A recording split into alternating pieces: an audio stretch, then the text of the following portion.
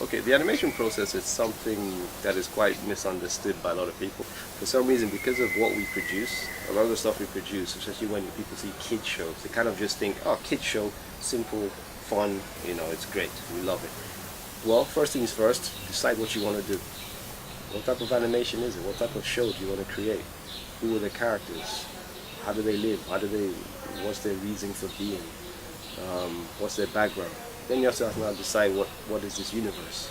What are the rules in this universe? For example, if a guy sees a dog, can he talk to the dog? Or he can't talk to the dog. Do dogs fly? Do people fly? Is it set in the real world? Is it set in the future? You now have to flesh out the idea. Get people like writers involved, and then they now start writing scripts. Based on those scripts, you now do things called storyboards. Ideally, that's the way to do things called storyboards. Storyboards are kind of like, the best way I can describe them are like almost like comics, kind of.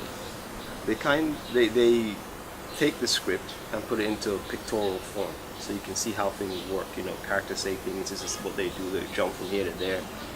Well, after you've written it, you now have to draw it.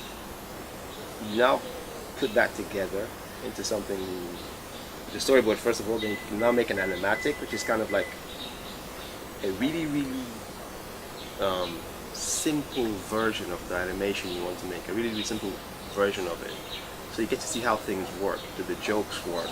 Do the stories work? Does the story actually come through? It is very crucial. This thing is very crucial, because if you don't get it right, you can have a lot of pain when you now go to properly animate. So at this point, you have to get everything locked down. After that, you now move on to the animation. That's where you now, either you're doing 2D, 3D, cutout animation, depends on the style you want to do. And that depends how long things are going to take. But no matter what you do, you're going to have to create that world. So there's things like this leaf here. You can see, you just film, you put on your camera, here's a leaf, there's a tree. I don't know if you can hear it, but there are birds, there's the sun, yeah? But in animation, you have to create everything. You have to create that car passing by, you have to create the sunshine, you have to create this leaf, you have to create this shirt, these fingers, this face, etc. So, that's the animation process. You have to do that. Added to that, you've got the voiceover, where you get the actors are going to voice each character. Then you have to put all of that together.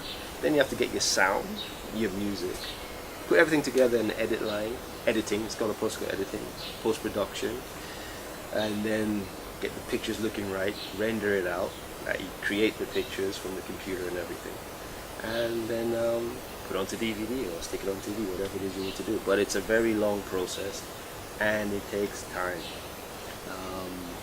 Yeah, that's pretty much the animation process that I remember anyway. It keeps changing.